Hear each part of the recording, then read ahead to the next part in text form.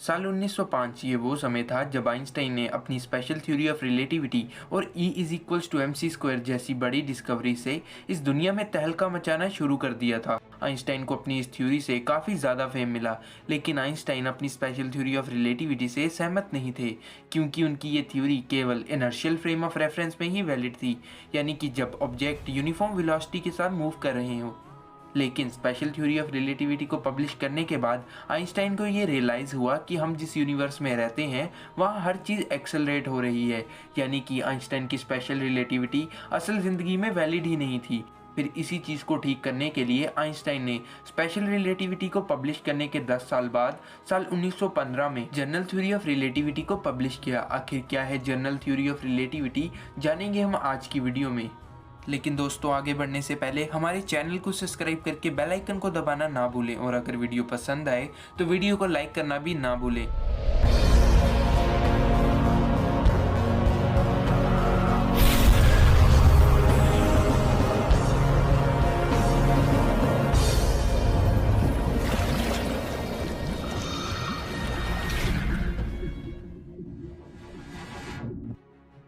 दोस्तों, चाहे special theory of relativity सुनने में कितनी ही मज़ेदार क्यों ना हो, लेकिन इसे हमेशा से ही एक इनकम्प्लीट थ्योरी माना जाता रहा है। यहाँ तक कि खुद आइंस्टाइन भी अपनी इस थ्योरी से सहमत नहीं थे, क्योंकि ये थ्योरी केवल इनर्शियल फ्रेम ऑफ रेफरेंस में ही वैलिड है, यानी कि एक ऐसे दृष्टिकोण में जो कि यूनिफॉर्म वेलोसिटी के साथ मूव कर रहा हो। लेकिन नॉन इनर्शियल फ्रेम्स का क्या, क्योंकि हम जिस यूनिवर्स में रहते हैं वहाँ हर चीज़ एक्सेलरेट हो रही है। इसीलिए आइंस्टाइन ने अपनी स्टडी एक्सेलरेशन पे स्टार्ट की।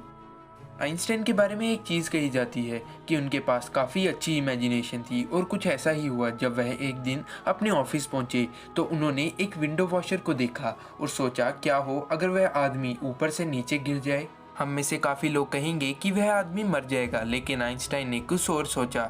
आइंस्टाइन ने यह सोचा कि जब वह आदमी नीचे गिर रहा होगा तो उस पर केवल एक ही फोर्स एक्ट कर रही होगी, और वह फोर्स होगी ग्रेविटी की, और इस समय उस आदमी का वेट भी ज़ीरो होगा, और अगर एयर रेजिस्टेंस ना हो तो उस आदमी को ऐसा ही महसूस होगा कि वह स्पेस में है। तो आइंस्टाइन ने अपने इस थॉट एक्सपेरिमेंट से ये कंक्लूड किया कि एक्सेलरेशन और ग्रेविटी दो अलग चीज़ें नहीं बल्कि एक ही चीज़ है। आइए हम इसे एक और फेमस थॉट एक्सपेरिमेंट से समझने की कोशिश करते हैं। इमेजिन कीजिए कि आप एक लिफ्ट में हैं जो कि स्पेस में है, जहां जीरो ग्रेविटी है, लेकिन वह लिफ्ट 9.8 मीटर पर सेकंड स्क्वायर की एक्सेलरेशन के साथ मूव कर रही है, जिसकी वजह से आपको बिल्कुल ऐसा ही महसूस होगा जैसा कि पृथ्वी की ग्रेविटी की वजह से महसूस होता है, और आप ये नहीं बता पाएंगे कि आप पृथ्वी पर हैं या फिर स्पेस में कहीं ट्रैवल कर रहे हैं। हमें इस थॉट एक्सपेरिमेंट से भी यही पता चलता है कि एक्सेलरेशन और ग्रेविटी दो अलग चीज़ें नहीं बल्कि एक ही चीज़ है। हम इसी प्रिंसिपल को द इक्विवेलेंस प्रिंसिपल के नाम से जानते हैं। अब एक्सेलरेशन को समझ लेने के बाद आइंस्टाइन के सामने एक और सवाल आया कि ग्रेविटी क्या चीज़ है। दरअसल सर आइजैक न्यूटन के मुताबिक ग्रेविटी एक फोर्स है जो कि पूरे ब्रह्मांड को बांधे रखती है, और इस फोर्स का प्रभाव डायरेक्टली प्रोपोर्शनल होता है प्रोडक्ट ऑफ मासेस के, और इन्वर्सली प्रोपोर्शनल होता है square of distance between them के। यहाँ तक कि न्यूटन का यह भी मानना था कि ग्रेविटी का प्रभाव इंस्टेंटेनियसली होता है, जैसे कि मान लीजिए कि एक पल को हमारा सूरज गायब हो जाता है तो सूरज के गायब होते ही सभी प्लैनेट सीधी रेखा में चलने लगेंगे। लेकिन क्योंकि लाइट को ही सूर्य से पृथ्वी तक पहुंचने में 8 मिनट का समय लगता है, तो आइंस्टाइन का यह मानना था कि ऐसा कैसे हो सकता है कि ग्रेविटी स्पीड ऑफ लाइट से भी तेज हो जाए। यानी कि आइंस्टाइन का यह मानना था कि ग्रेविटी का प्रभाव इंस्टेंटेनियसली नहीं होता है। यही चीज़ को साबित करने के लिए और ये समझने के लिए कि ग्रेविटी क्या है और कैसे काम करती है, आइंस्टाइन ने अपनी स्टडी ग्रेविटी पे स्टार्ट कर दी। आइए जानते हैं कि आइंस्टाइन के मुताबिक ग्रेविटी क्या है। दरअसल आइंस्टाइन ने ग्रेविटी को एक्सप्लेन करने के लिए 4 डायमेंशन ऑफ स्पेस टाइम की सहायता ली है, यानी कि आइंस्टाइन के मुताबिक स्पेस और टाइम दो अलग अलग चीज़ें नहीं बल्कि एक ही चीज़ है, जहां 3 डायमेंशन ऑफ स्पेस और 1 डायमेंशन ऑफ टाइम मिलकर 4 डायमेंशन ऑफ स्पेस टाइम का निर्माण करते हैं। आइंस्टाइन के मुताबिक ग्रेविटी इसी स्पेस टाइम में मौजूद कर्वेचर की वजह से जनरेट होती है, और कर्वेचर जनरेट होता है मैस से। भारी ऑब्जेक्ट स्पेस टाइम को ज़्यादा डिफॉर्म करता है। यही वजह है कि पृथ्वी समेत अन्य प्लैनेट्स भी सूर्य के चक्कर लगाते हैं। आइंस्टाइन ने अपनी थ्योरी में ये भी बताया कि ग्रेविटी स्पेस के साथ साथ टाइम को भी इफेक्ट करती है। आइए जानते हैं कैसे। जैसा कि हम जानते ही हैं कि स्पेशल थ्योरी ऑफ रिलेटिविटी के मुताबिक स्पीड ऑफ लाइट सभी फ्रेम ऑफ रेफरेंस में कांस्टेंट रहती है, और अगर ऐसा है तो speed of light in presence of gravity और इन एब्सेंस ऑफ ग्रेविटी भी सेम ही रहेगी, क्योंकि एक्सेलरेशन और ग्रेविटी दोनों एक ही चीज़ है।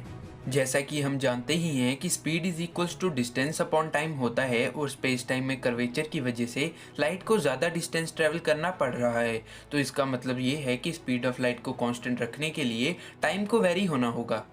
यही वजह है कि जहाँ ग्रेविटी ज़्यादा होती है वहाँ टाइम धीमा बीतता है, और जहाँ ग्रेविटी कम होती है वहाँ टाइम तेज़ी से बीतता है, यानी कि टाइम और ग्रेविटी का इन्वर्स रिलेशन है।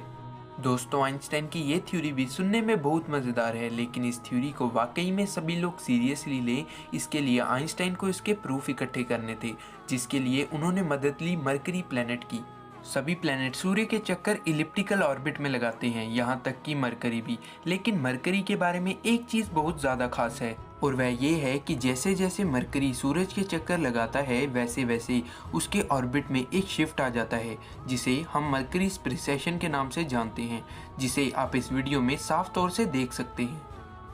न्यूटन अपने ग्रेविटेशन के कॉन्सेप्ट से मरकरी के ऑर्बिट को एक्सप्लेन नहीं कर पाए थे, लेकिन आइंस्टाइन की स्पेस टाइम इक्वेशन इस पे खरी उतरी। लेकिन इसके बावजूद भी काफ़ी साइंटिस्ट आइंस्टाइन की इस थ्योरी से सहमत नहीं थे। लेकिन इस थ्योरी का असली सबूत मिला साल 1919 में, जब एक English astronomer sir Arthur Eddington ने सूर्य ग्रहण के दिन तारों की फोटो खींची, जो कि उनकी प्रेडिक्टेड पोजीशन से बिल्कुल अलग थी। ऐसा इसलिए हुआ क्योंकि तारों से आ रही लाइट सूर्य के मास से जनरेट हुए स्पेस टाइम कर्वेचर में बेंड हो गई थी।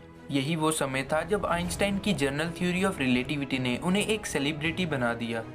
यहाँ तक कि दोस्तों, मैं आपको बता दूं कि आइंस्टाइन के इसी टाइम डायलेशन के प्रिंसिपल की वजह से आज हमारा जीपीएस सही तरीके से काम कर पाता है, क्योंकि रोज़ सैटेलाइट की क्लॉक्स में और पृथ्वी की क्लॉक्स में कुछ मिली सेकेंड्स का अंतर आ जाता है। ऐसा इसलिए क्योंकि पृथ्वी पर समय धीमा बीतता है कंपेयर टू सैटेलाइट्स, जिसे रोज़ साइंटिस्ट ठीक करते हैं। और मैं आपको बता दूं कि साल 2017 में जारी हुई ब्लैक होल की तस्वीरें भी इसी थ्योरी के साथ कम्प्लीटली एग्री करती हैं।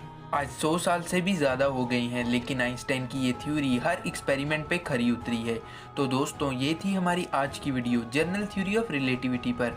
आशा करता हूँ कि आपको ये वीडियो पसंद आई होगी। अगर ऐसा है तो वीडियो को लाइक करके चैनल को सब्सक्राइब करना ना भूलें। मिलते हैं किसी अगली वीडियो में, तब तक के लिए गुड बाय।